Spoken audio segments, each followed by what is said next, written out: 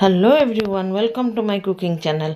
चलो आज गोटे जबरदस्त एकदम चिंगुड़ी माछर रेसिपी नहीं कि आसी जोटा कि देखिले ही तुम पूरा पूरी माउथ वाटरिंग हो कारण खाया को एते टेस्टी होता कि कही हबनी। आज ये रेसिपी को ही देखी तुमको जह्नी सहित चिंगुड़ी माछर तरकारी। आपण मैंने भी भावुवे ना ये को कॉम्बिनेशन तरकारी बनई दिए थरे बनईकी देखु गाइस एते टेस्टी हुए जे कहार ना। एठी मु देखु आधा किलो जह्नी को नहीं ताकू भल भाव चोपा छड़े टिके बड़ बड़ साइज्र काटी नवा आठी मु काटिकी पानी रे बुड़ेकी रखीदे कला न पड़ू बोलिकी प्रथम मसला बनई नवा। एठी मु 2 टेबल चामच पोस्त को नहीं आ 2 टेबल चामच मुझे हलदिया सोरिष को नहीं तेमे चाह तो कला सोरिष और हलदिया सोरिष मिसेकरी भी कर।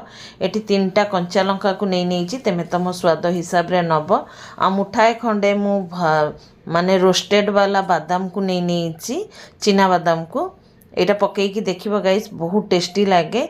आ 7-8 पाखुड़ा मुझे रसुण को नहीं ता छड़ा मुझे 1 टीस्पून जीरा को नहीं नेबी आको किछि डेरी भिजेला पर ही मुझे फाइन गोटे पेस्ट बनई नेबी। एठी मु कढ़ई बसई सारी एठी मु आधा किलो चिंगुड़ी माछ नहीं एक भल भाव छड़िया छड़ी कलापर जहाँ बंची कम से कम 300 ग्राम खंडे चिंगुड़ी माछ थिबो। तो ताकू आगे प्रथमे भाजी नवा। एतिरे कौनसी लुण हलदी गुड़ेयानी कारण लुण पकेला मात्रे ही बहुत गुड़े पानी बाहर से ही मु एतिरे लुण देनी बास टिके नाको हाई फ्लेम रे एको अल्प समय पे कि आमे भाजी नवा। जहाँ भी पानी अच्छी ताकू सुखेई दब पानी जदि बाहर तो फटाफट से आमे को भाजी नवा। अल्प ही मु तेल पकई थी बेसी तेल पकेयार भी दरकार नहीं। आठी देखुव चिंगुड़ी भजा हो जाइए गोटे पात्र को काढ़ी नवा। से कढ़ई को ही नहीं गली आउ 2 टेबल चामच खंडे सोरिष तेल को दे देली देला पर मुझे कला जीरा को देदेवी 1/2 टीस्पून खंडे कला जीरा देदेबा।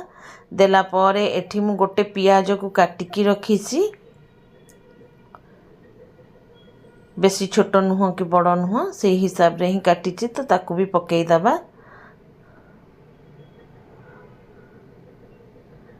एठी मोर गोटे चिंगुड़ी रही जाइए ताकू बाहर करदबा नहले से रहिले भी किसी नहीं जे कहीं रहिबा ताकू बाहर करदबा। तो टिके डेरी पियाज भाजिला पर एठी मु हलदी पाउडर को दे दउची। हलदी पाउडर देला पर मु एठी टिके ना को गुड़ई देवी। गुड़ई देला पर मु एठी जह्नी को जो काटिकी रखी थी ताकू सब को एठी दे देवी पानी निगाड़ी कारण जह्नी रू भी बहुत पानी बाहर। तो एक एथर उलट पालट करी आम माने भाजीबा। किछि समय भाजिला पर मुझे Kashmiri red chilli powder 1/2 teaspoon खंडे देदेवी ताहले कलरटा भी टिके बढ़िया आसीबो। तेमे चाह तो स्किप मध्य करी पारो जेहेतु मु लंका पकई आगुरी तो मु आउ लंका पकईलिनी अल्प टिके ना कश्मीरी रेड चिली पाउडर को पकईदेली। एक ढांकुणी लगे भल भाव आमे माने भाजिकी ही एक पूरा सिझिला भाया करदबा। तो ये ढांकुणी लगे देइछि ढांकुणी खोलिकी मु तुमको देखई दउछि। एटी देखि पारुथबो पानी मध्य बाहरिया स्टार्ट हो जाइछि आउ जह्नी भी बहुत नसी जाइए। तो यही टाइम रे ही मु लुण को देवी कारण जह्नी बहुत कम हो जाए। तो जदि मु आगुरु लुण पकई थांती तो मु तार लुणर अंदाजटा पाई न थांती और लुणिया हो जाई थांता। एने जह्नीटा देखि पारुथबो बहुत अधा अधि नसी जाइए। तो यही स्टेज रे मु सेति कि लुण को दे देली।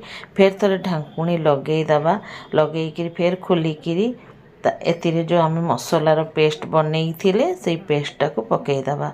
पकईकी एथरक भल भाव गुड़ेइबा।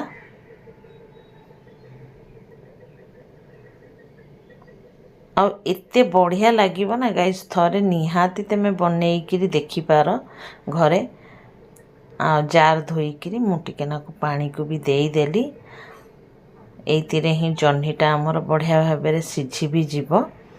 ଆଉ ଏଇ ଷ୍ଟେଜ୍ରେ ମୁଁ କ'ଣ କଲି ନା ଯେଉଁ ଭାଜିକିରି ଚିଙ୍ଗୁଡ଼ିକୁ ରଖିଥିଲି ତାକୁ ମଧ୍ୟ ପକାଇଦେଲି। ପକାଇକିରି ଏଥରକ ଢାଙ୍କୁଣୀ ଲଗାଇ ଲଗାଇ ଜହ୍ନି ସିଝିଆ ଯାଏଁକେ ଆମେ ୟାକୁ ରାନ୍ଧିଦେବା। ଏଠି ଦେଖିପାରୁଥିବ ଝୋଳ ଆମର ହାରାହାରି ଶୁଖି ବି ଯାଇଛି, ତେଲ ସେପାରେଟ୍ ହେବାକୁ ଲାଗିଯାଇଛି, ମାନେ ଲାଗି ହିଁ ଯାଇଛି। ତ ଏଥିରେ ଆଉ କିଛି ବି ଦେବାନି, ଆମର ପୁରାପୁରି ପ୍ରସ୍ତୁତ ହେଇଯାଇଛି ଆମର ଜହ୍ନି ଦିଆ ଚିଙ୍ଗୁଡ଼ି ମାଛର ଝୋଳ। ଅଳ୍ପ ଟିକେ ଟିକେ ଝୋଳ ରଖିବା, କାରଣ ଗରମ ଗରମ ଭାତ ୟା ସାଙ୍ଗରେ ବହୁତ ବଢ଼ିଆ ଲାଗେ। ଆଉ ଆଜି ତ ଉଷୁନା ଚାଉଳର ଭାତ ବନେଇଛି, ଆଉ ତା ସାଙ୍ଗରେ ଏଇଟା ପୁରା ଜମିଯିବ। ଟିକେ ନାକୁ ସାଲାଦ ହେଲେ ହିଁ ହେଲା। ତ ଯଦି ଭିଡ଼ିଓଟା ଦେଖିକି ତୁମକୁ ଟିକେ ବି ଭଲ ଲାଗିବ ଗାଇସ୍, ତ ଲାଇକ୍ କମେଣ୍ଟ ସେୟାର କରିବ। ଆଉ ଯେଉଁ ସାଙ୍ଗମାନେ ଆଜି ଯାଏଁକେ ଦେଖିକିରି ବି ସବସ୍କ୍ରାଇବ୍ କରୁନାହାନ୍ତି, ପ୍ଲିଜ୍ ଟିକେ ସବସ୍କ୍ରାଇବ୍ କରିନେବ। ଚାଲ ଗାଇସ୍ ଫେର ମିଶିବା ନେକ୍ସଟ ଭିଡ଼ିଓରେ। Bye bye, take care, be safe guys, and feedback ଦେବାକୁ ଭୁଲିବନି।